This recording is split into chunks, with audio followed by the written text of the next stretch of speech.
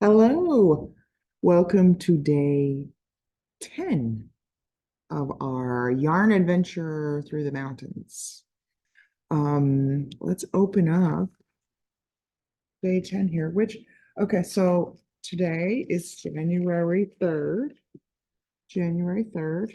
I didn't say 10 yet. January 3rd.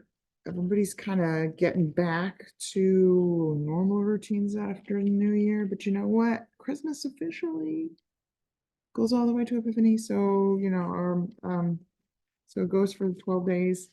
So I'm leaving my little Christmas dude up until we're done. I like to actually just hold on to a little bit of Christmas till we get through the 12 days of Christmas. Um, because there's such a long prep for Christmas. I like to, it's a multi-day celebration. So let's open up our day 10 color and see what we got in here. Ta-da! Hey, it's not blues or purples.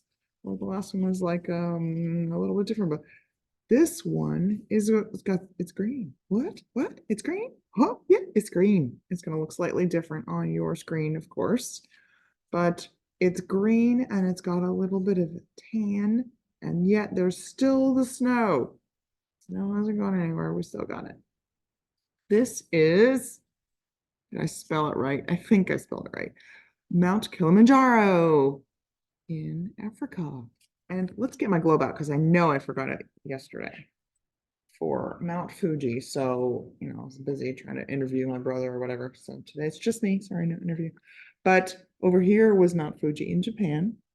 And we're going to fly all the way over. Like, we're going over the Mount Everest there in India and everything over here to Africa. It is it's harder to see on this globe, I'm sure, but it is the east side of Africa.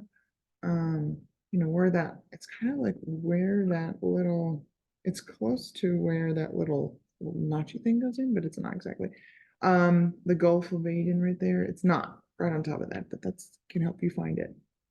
It is in Tanzania, but I'm going to say this multiple ways because I've never been there. But my husband went there because he's a mining engineer. Mostly what he does is domestic stuff, drives to the next state over. But he did go Tanzania, but when he came back, he kept calling it Tanzania. So I'm probably going to call it both. Maybe that must be the way they say it there, or at least the people he talked to said Tanzania. Um, I always grew up calling it Tanzania. So one may be correct, maybe both are correct, but it is right there, kind of near the border with Kenya. And let me show you a picture of what inspired this color, because we've got all those blues and purples going on, but mountains are not just blues and purples. There's a lot of green, and Africa to me is green. I saw this picture. Let me show you. And I thought oh, all right, there we go. I thought, we've got to, it's Africa.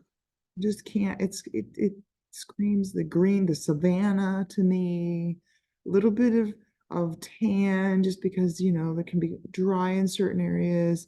There's another picture here that also made me think, hey, it's about the wildlife, the giraffes. But you'll notice, look, there's snow on the top here.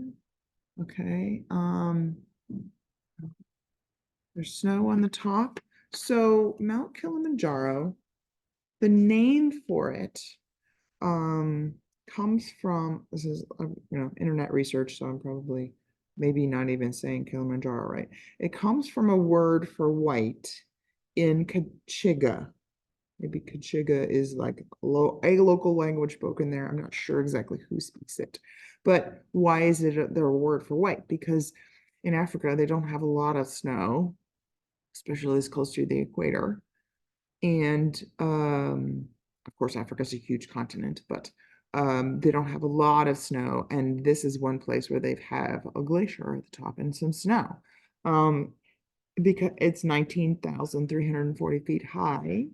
But Everything I've read said the ice is predicted to disappear like starting in the next couple of years, like completely disappear. So they do have a little bit of a glacier at the top, but it's melted a lot in the last couple of decades and it's maybe gone very soon. So there is snow, but it's mostly green. And if you climb it, which you have to climb guided, you have to pay for a guide and some porters and stuff. But I'm sure that is like, well, there's probably several reasons. One of which is it supports a local economy there.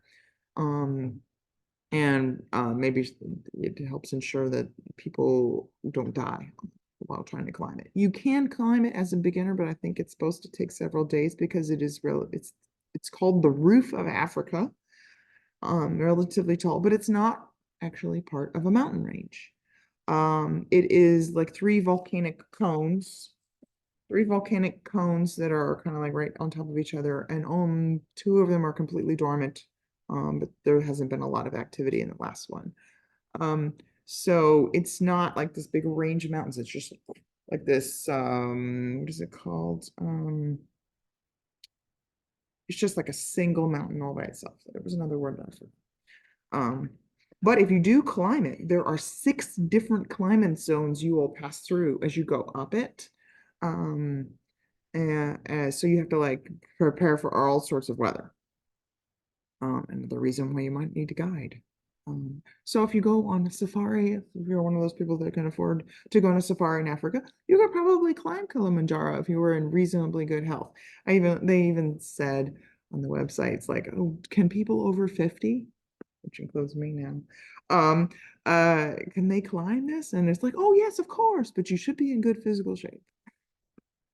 Yeah, yeah. So it's maybe those Japanese people that we mentioned yesterday who went up Mount Fuji with my alongside my brother, but beat him to the top. Maybe they would probably climb Kilimanjaro like pretty easily. Okay, so let's show this one up. Go show screen. Oh, and then I want to come back to the map like real quick here.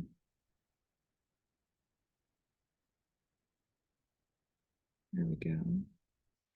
Here's what it looks like knit up. You can see the green right there. And the blue next to it is actually has just a little bit of greenish tinge to it. So, it's kind of blending in. So now we're balancing out all these blues and purples with a little bit of green.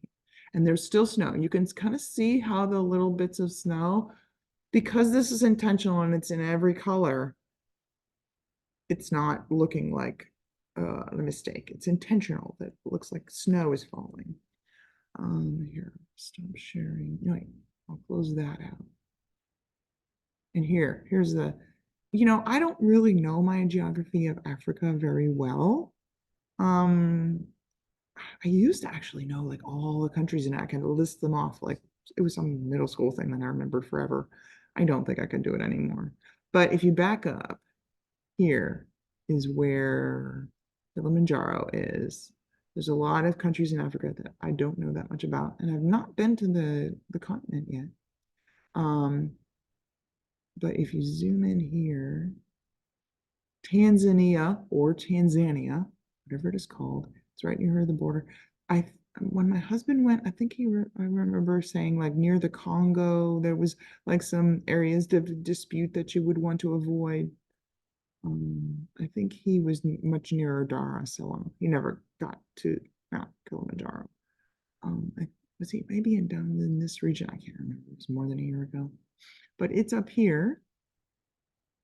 You can see Kilimanjaro National Park. There's 3 different peaks.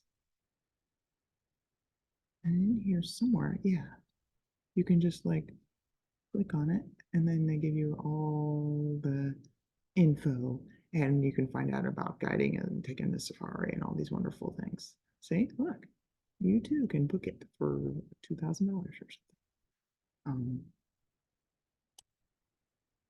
Would I love to go to Africa? Yes. I haven't yet. Maybe when the kids